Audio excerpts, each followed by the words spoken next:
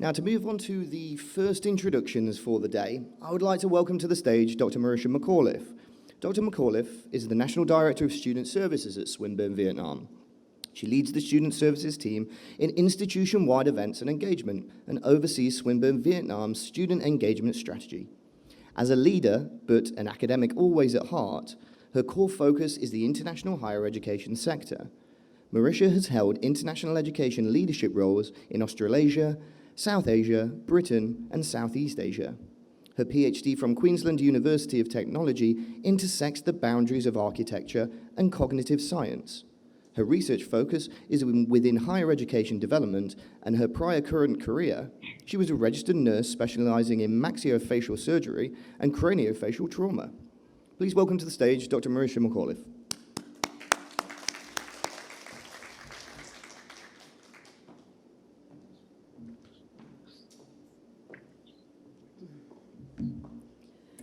Your Excellency, Dr. Khan, Dr. Proctor online, Professor Pham, Dr. Ha, and everybody here, including respected guests, ladies and gentlemen, those present here and online. On behalf of the organising committee, we welcome you to the 2022 Exploring Boundaries of Global Citizenship Conference. Hop Noa Hop Mai means study, learn more, and learn forever. Apologies for my bad Vietnamese. What this means is that learning never ends. How we see the world now will be different in 3 years' time. How we see the world before COVID to now is almost unrecognisable. For example, hybrid events, working online, traversing global boundaries merely at the touch of a button, and virtual mobility programs.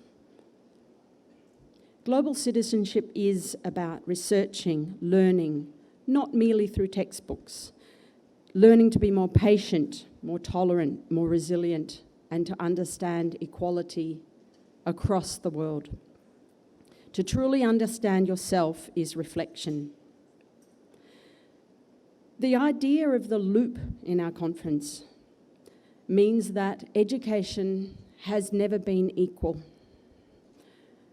Only the rich and wealthy can afford to learn English from childhood. Only the rich can access many aspects of education. Especially in the COVID time, even though we transferred everything online, many areas still could not access education.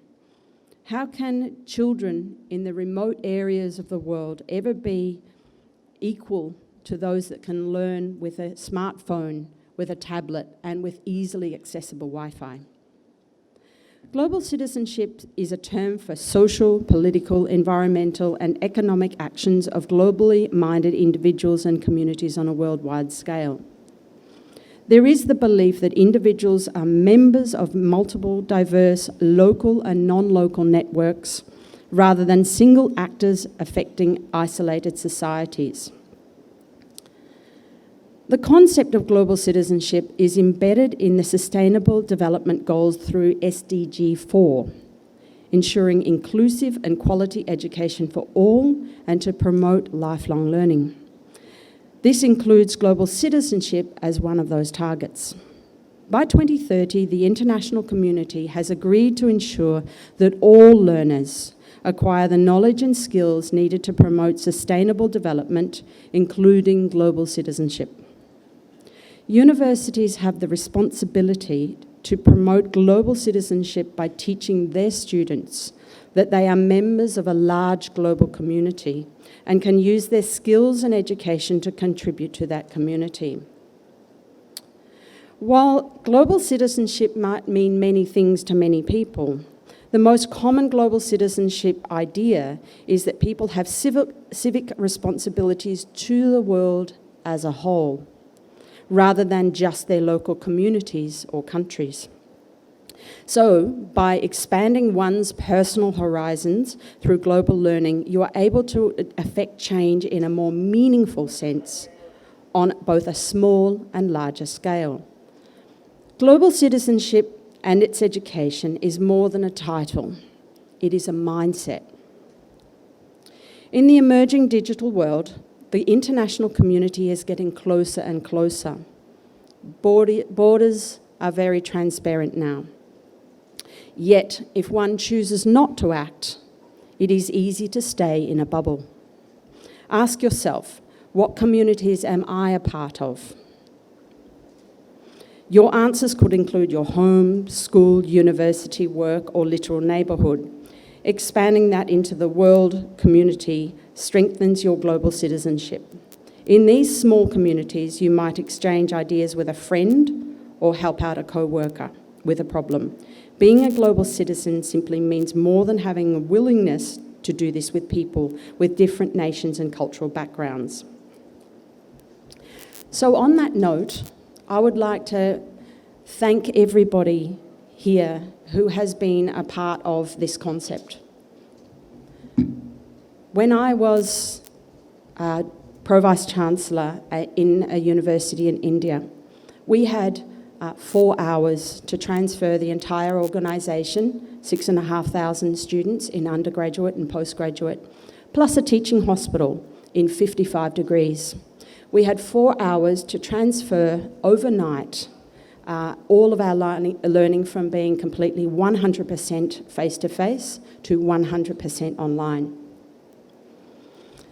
What I learned in the following months was that education is critically important. It's easy for us to say, yes, we transfer everything online and education can be given to everybody. But I discovered the smaller private communities, the small communities in West Bengal, out in Durgapur, for example, throughout northern India, many of our students couldn't access education. They didn't even have a laptop. They couldn't access Wi-Fi. Education and the access to education, global citizenship education, is critically important. So it is with that hope and with the gem of an idea, merely walking around Chukbak Lake 8 months ago, this conference was merely the kernel of an idea in my mind. And now we are holding a global citizenship education conference. My deepest thanks on behalf of all of the organising committee, Professor Sean here is present, Dr. Abby Winter, who is online, Professor Deanna Grant-Smith, who is also online, and Madison Nguyen. I couldn't have done this without you, Dr. Ha, with your support, all of the volunteer team. So I would like to sincerely thank you all and have a wonderful conference. Thank you very much.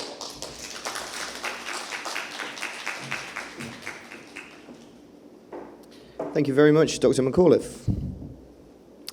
Now, moving on to our next introduction, we have Dr. Fayal Khan, who is joining us online. Dr. Khan leads the Education Quality Team at the Inclusive Quality Education section of UNESCO, focusing on the continuum of cognitive and non-cognitive learning, including curriculum, pedagogy and assessments, global citizenship education, and education for sustainable development. Dr. Khan is known for her research in educational policy and planning, specifically local governance of education in Asia, Africa, the Arab states, and Latin America and the Caribbean.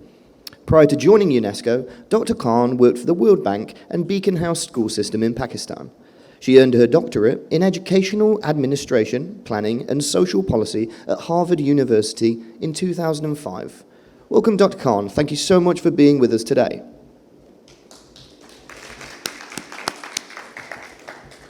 Thank you so much. Your Excellency, Trayden Dobson, New Zealand Ambassador to Vietnam, Dr. Douglas Proctor, Pro Vice Chancellor of Swinburne University of Technology, Organizing Committee of this conference, distinguished speakers and participants. It is really my pleasure to join you today for this amazing and timely conference on exploring boundaries of global citizenship education.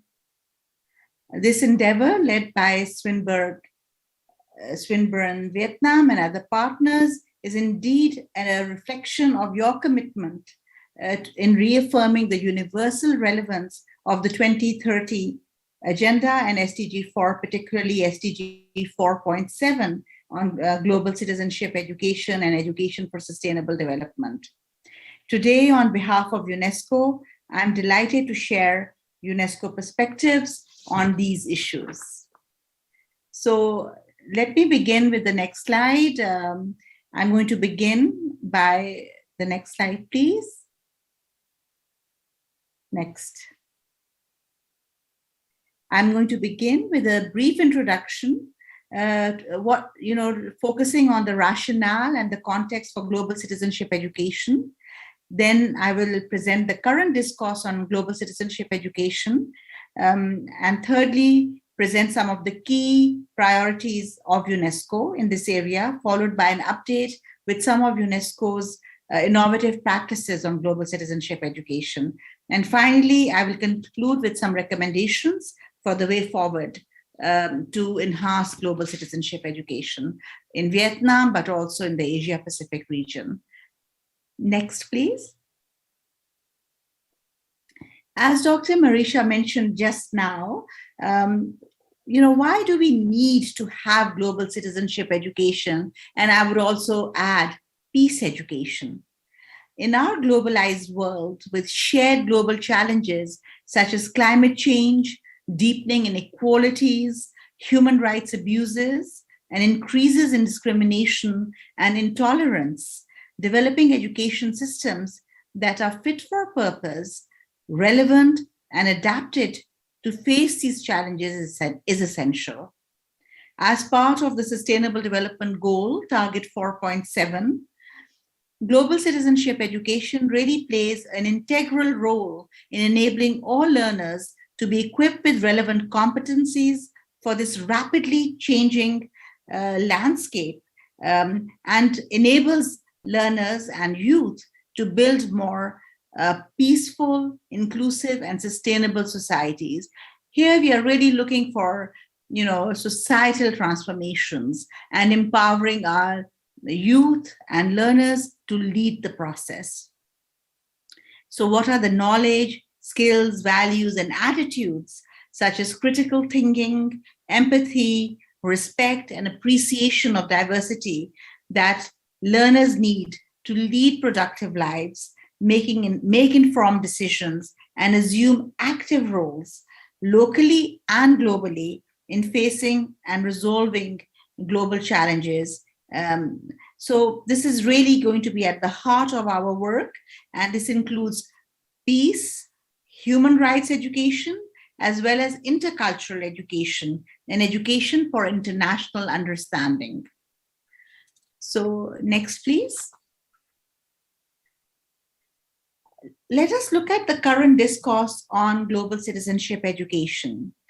Recently, in November 2021, the UNESCO report on reimagining our futures together, a new social contract for education was proposed. And this was launched during UNESCO's 41st General Conference held in Paris. And they placed education for sustainable development and global citizenship education as core elements to reimagine education and redefine our relations with each other and also with our planet.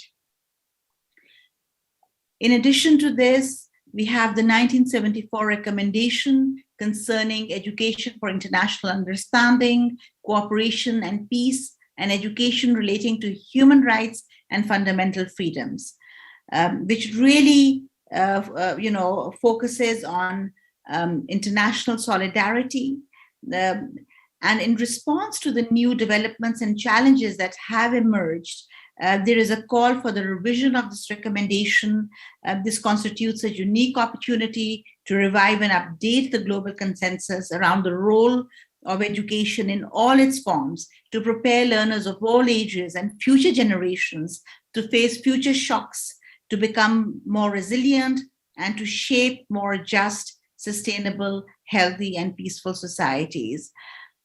In addition to this, we also have the upcoming Transformative Education Summit, which is going to be held by the United Nations Secretary General, Antonio Guterres, in September in New York this year. And I'm going to come to this in a little bit. I'm going to be sharing more ideas emerging from the preparatory process for this new conference on transformative education.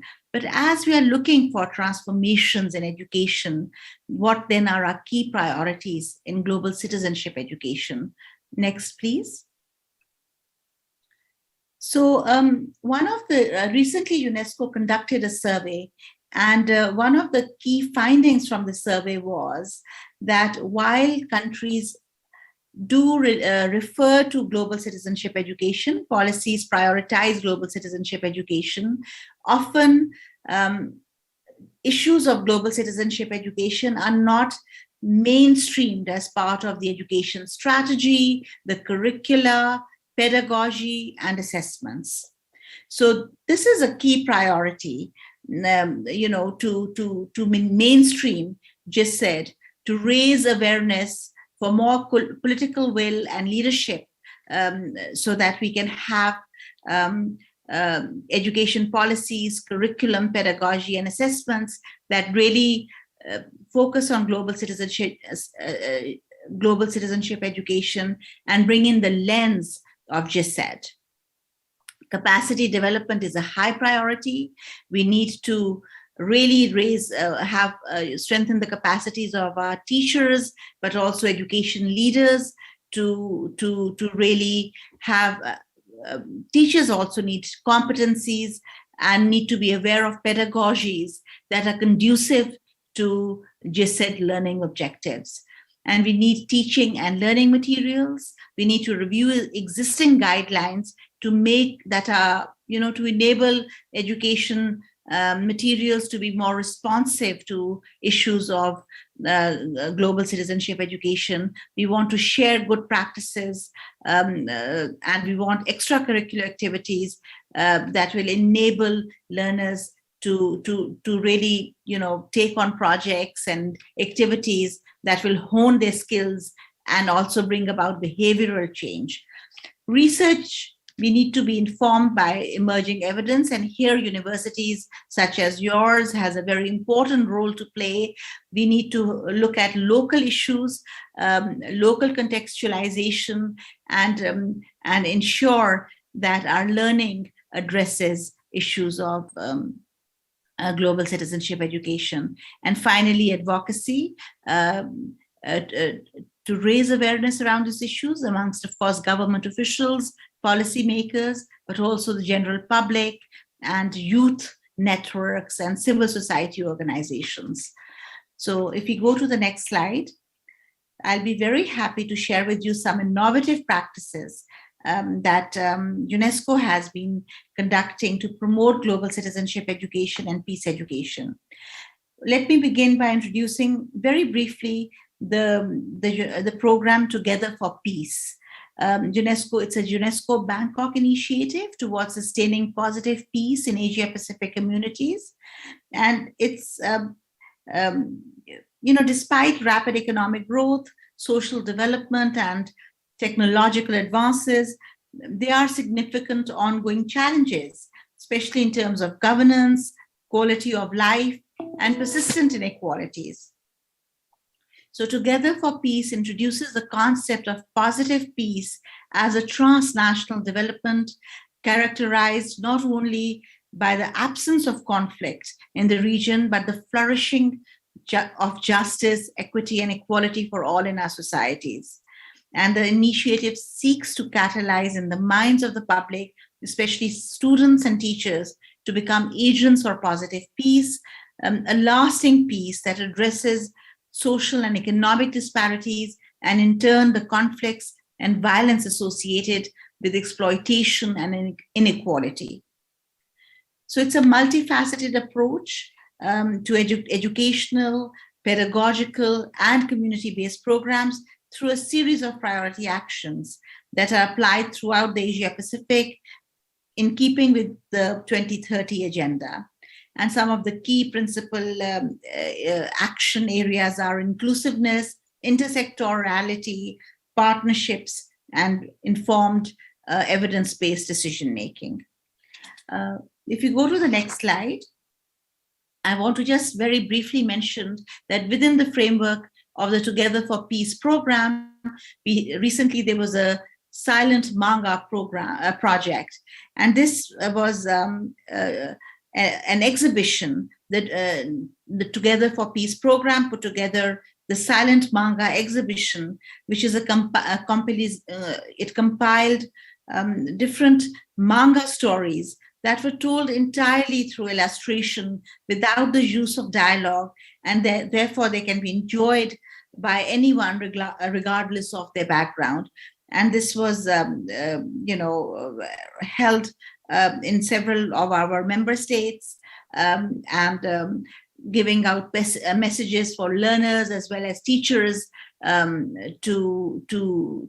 around issues of peace, how to live together peacefully, and how to empower learners to resolve conflicts, and to live together, redefining our relations with each other in a more constructive, positive way.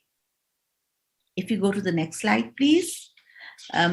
Another very important practice has been the Asia Pacific Regional Global Citizenship Education Network, and this network promotes systemic systemized knowledge sharing amongst global citizenship partners in the region. And this has enabled us to develop an evidence base for global citizenship education, reflecting on the context of different countries in the region. And we've been really working very closely with APSIO in South Korea, and also with the UNESCO Clearinghouse globally, to harmonize and synergize our actions for further promotion of global citizenship education in the region. And this again has several priority areas, and the key activities focus on research, webinars, seminars, workshops, and annual meetings to again raise, to address cutting edge issues pertaining to global citizenship education. Next, please. In the interest of time, I'm just going to very quickly mention, we have many publications at UNESCO. Some of them focus on taking global citizenship education, taking it local in the Asia Pacific region. There are also some, there's a how-to guide for global citizenship, taking it local. We have materials for learning and assessment and analysis of 4 case studies in Asia region, and also a global citizenship education policy making awareness and advocacy handbook. So there are several, publications that enable us to conduct research and to bring this evidence to practitioners and policymakers to ensure we have informed decision making. Next, please. The way forward, and because I would like us to conclude, but I would like us to mention that the United Nations Transforming Education Summit is being held by our Secretary General, Antonio Guterres, in September in New York. And there has been a process in all our member states globally to look at some of the key elements for transforming education. And I raise these because these are going to be at the heart of our work in transforming education systems, and also would have implications for our work for global citizenship education.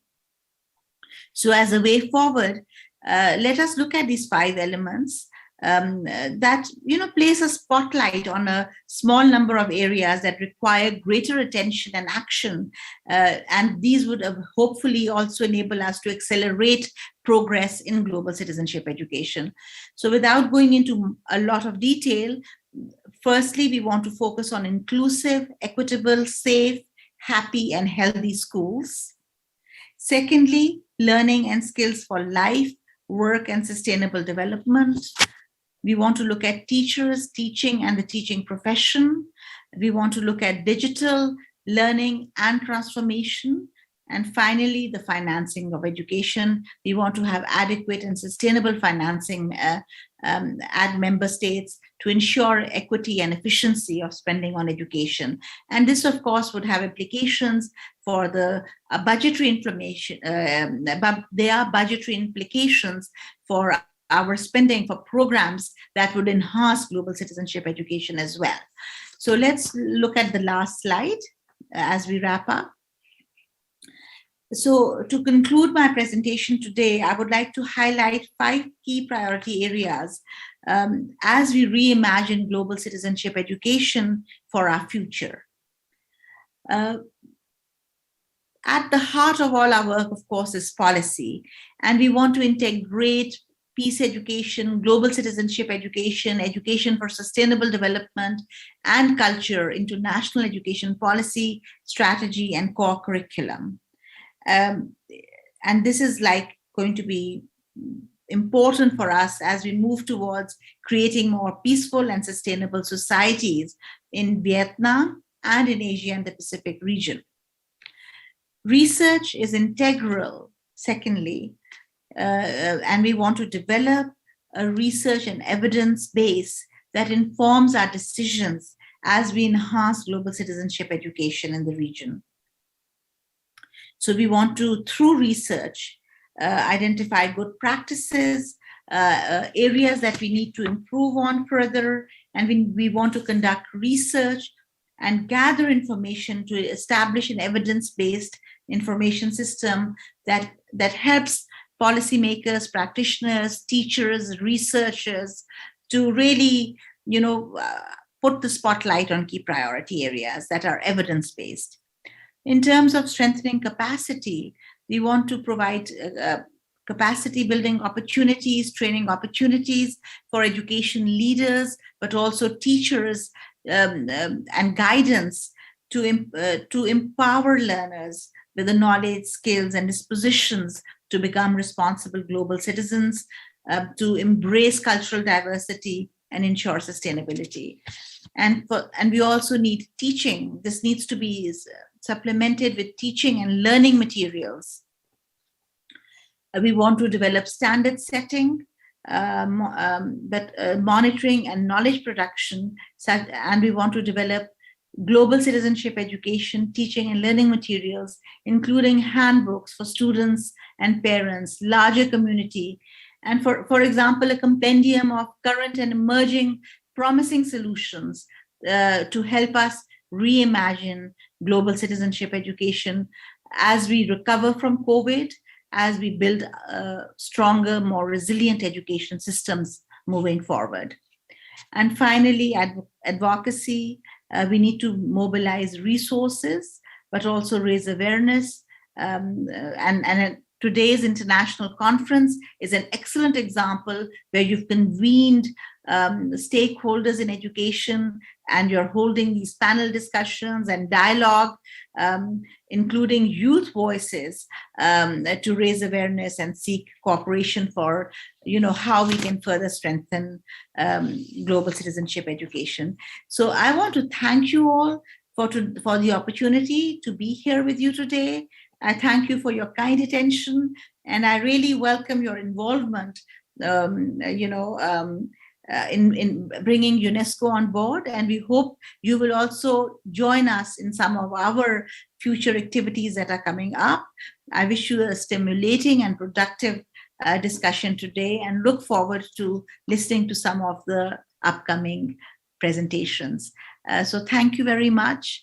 There's a lot of work we need to do together, and let's all join hands and work together to enhance global citizenship education in Vietnam, but also in the Asia Pacific region. Thank you. Thank you so much, Dr. Khan, for your insightful words. Now, our next introduction is Dr. Douglas Proctor, who's joining us from Australia online. Dr. Proctor is the Pro Vice Chancellor for Global Engagement at Swinburne University of Technology in Melbourne. He provides institution-wide leadership on global engagement and oversees Swinburne's global strategy in teaching, research and outreach. As a scholar practitioner in international higher education, Douglas has held international education leadership roles in Australia and Ireland and has received his PhD in international higher education from the University of Melbourne. Welcome, Dr. Proctor. Hello, it's a very great pleasure to be here today, and I'm delighted to have been invited to speak at the launch of the Exploring Boundaries of Global Citizenship conference. I'm very sorry that I cannot join you in person, but I hope that the discussions and conversations about global citizenship from this conference will continue in person and online over the coming period. This is certainly a topic close to my heart and one which I believe merits further academic and professional interrogation within the academy. Before continuing, and given that I'm not with you in person, I would like to acknowledge the traditional owners of the land on which Swinburne's Melbourne campuses are located, the Wurundjeri people of the Kulin Nation. In Australia, it is traditional to make this acknowledgement when we meet, and in the spirit of reconciliation, I would like to recognise the continued connection of the Wurundjeri people to the land, waters and skies of this place. I recognise that this land was never ceded, and I also pay my respects to Aboriginal elders past, present and emerging. As many of you will be aware, Swinburne University of Technology in Australia and FPT University in Vietnam established a partnership in 2019 to offer Swinburne's programs in Vietnam. This partnership stems from the desire of both partners to collaborate on providing industry-relevant education, and we saw a first intake of students in Hanoi in September 2019. We then launched a new teaching location in Ho Chi Minh City just 2 years later, despite the circumstances of the global pandemic. And we are now preparing to launch a third teaching site in Da Nang in September. And I'm very much looking forward to visiting each of those locations in a few weeks' time.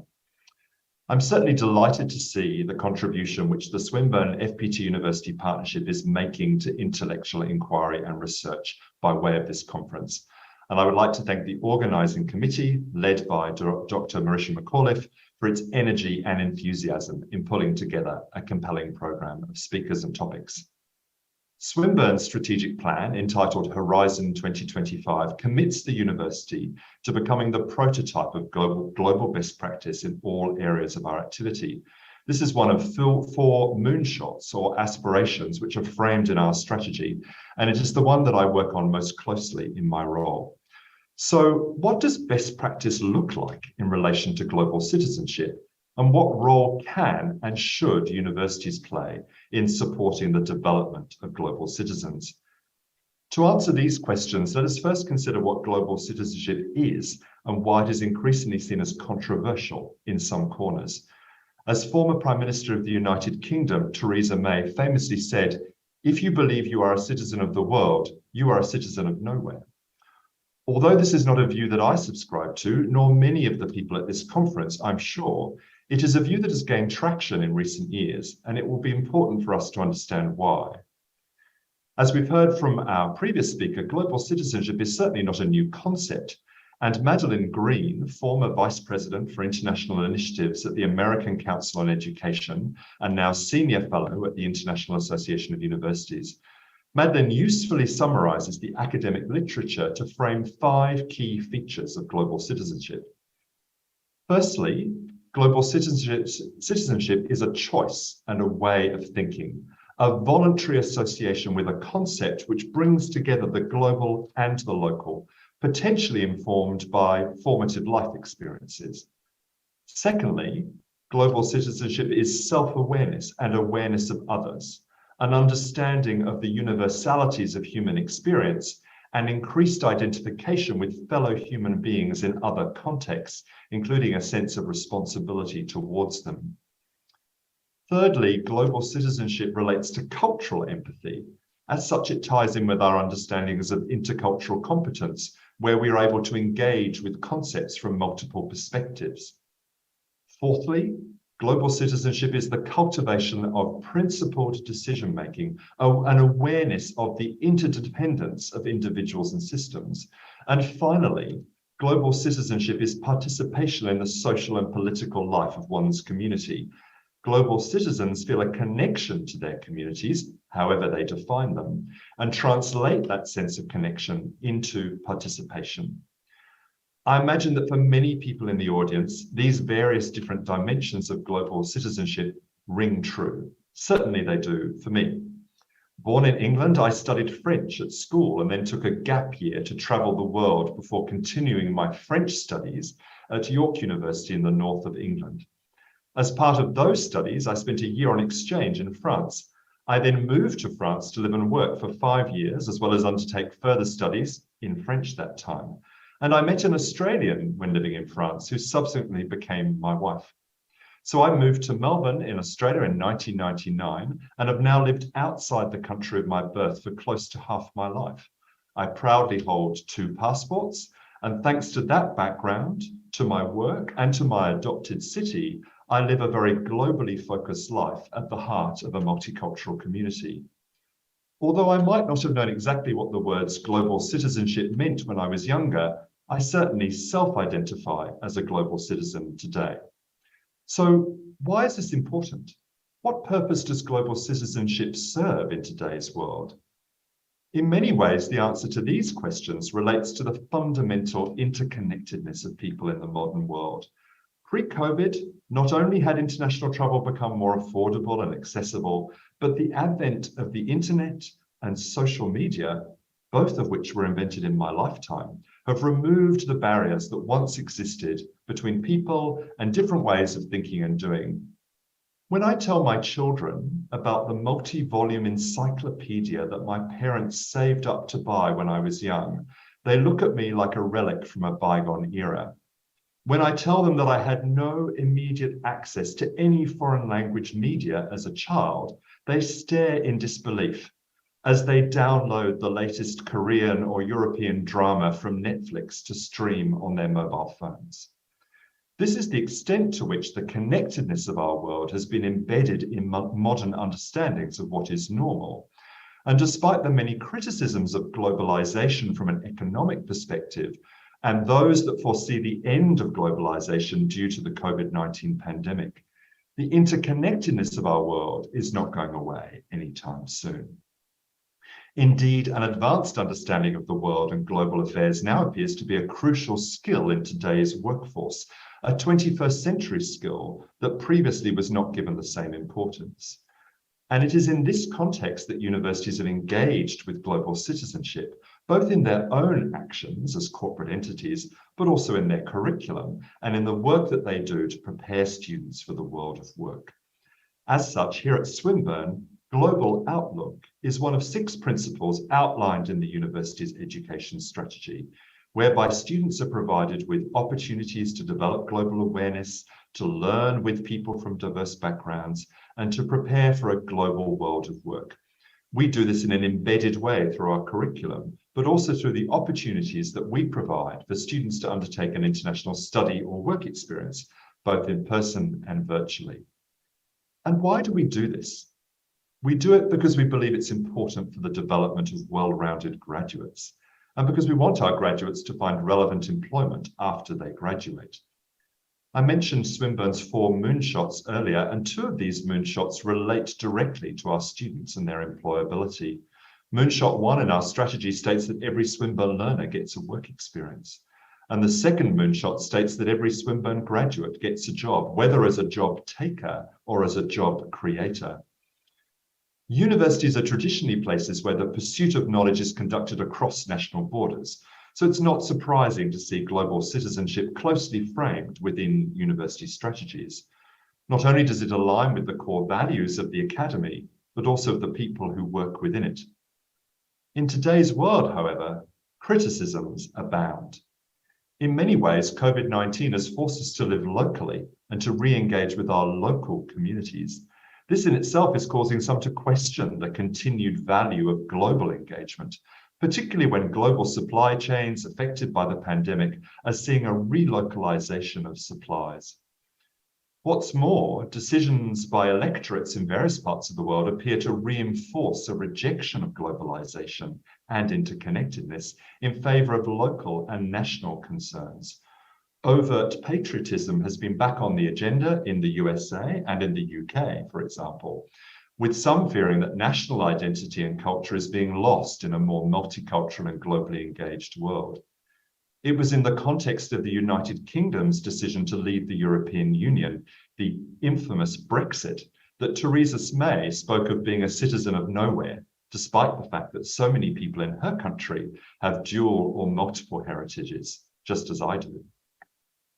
In the non-English speaking world, of course, some reject the growing use of English as a lingua franca and the seemingly overwhelming tide of English language media, which is leading to the potential loss of local languages and local cultures.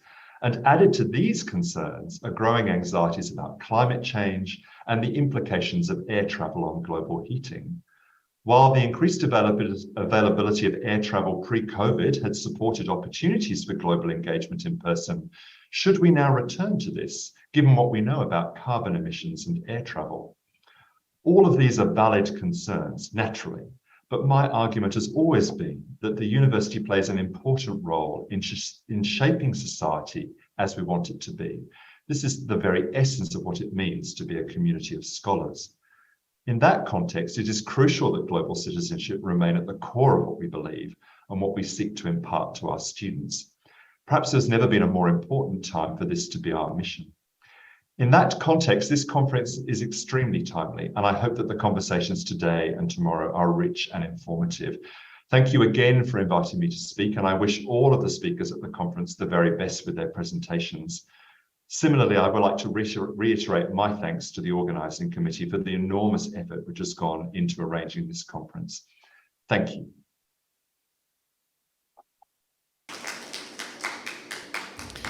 Thank you very much, Dr. Proctor. Now, to move on to our next introduction, we have Miss Lee Pham. Miss Pham graduated with a master's degree from Oxford Brookes University in the UK. She has many years of experience as a research and development specialist at FPT University and FPT Training School. As a young leader, Ms. Lee is always enthusiastic, determined and creative.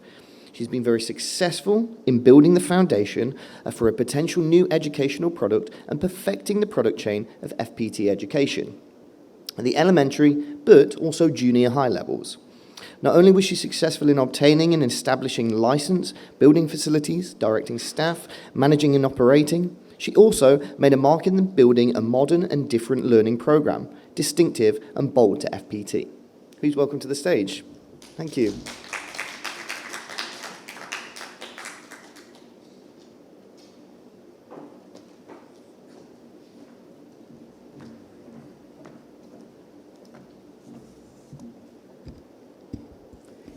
So good morning, everyone.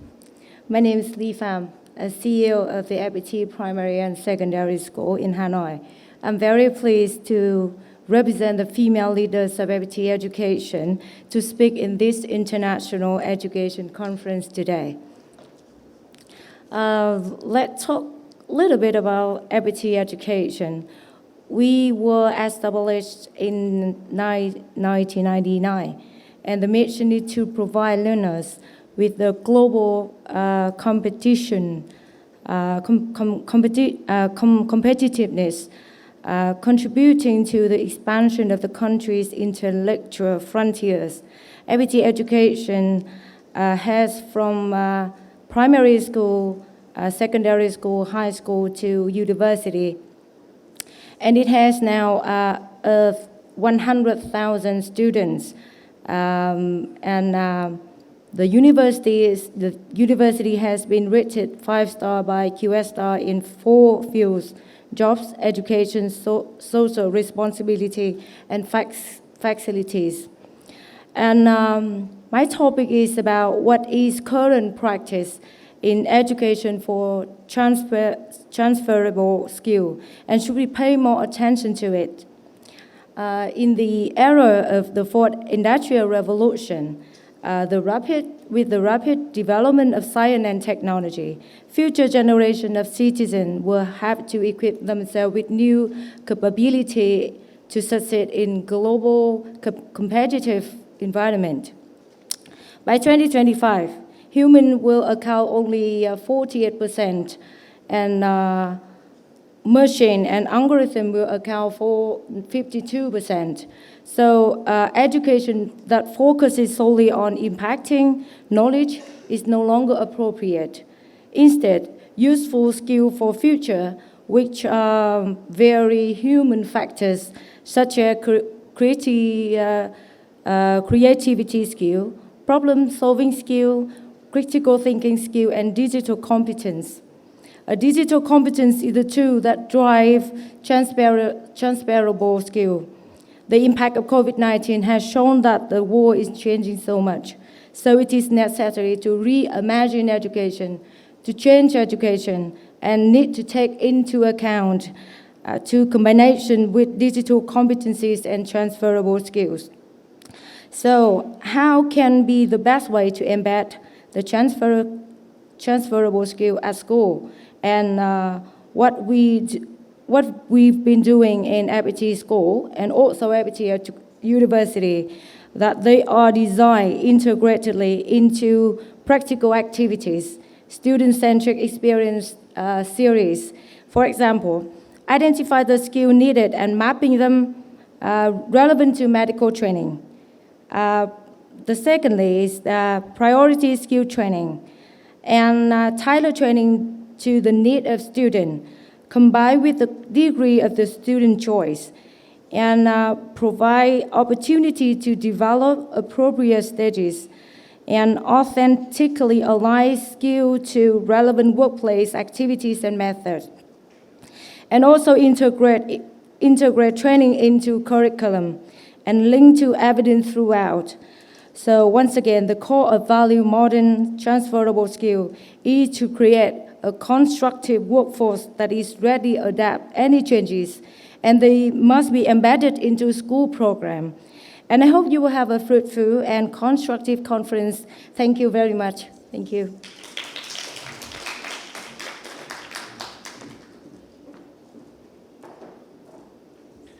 Thank you very much, Ms. Lee. And now finally, our final introduction for this morning is Dr. Hoang Viet Ha, the Director of Swinburne, Vietnam. Dr. Ha has a PhD from Macquarie Graduate School of Management. He used to be the Chief Operation Officer at FPT Group, and he joined FPT Uni as a Vice President of the International Division. He's the first to develop the cooperation between FPT University and Swinburne University of Technology, and the result is establishing Swinburne, Vietnam. He's a person who promotes the teaching of global citizenship for all of the students at Swinburne, Vietnam. So please welcome Dr. Ha.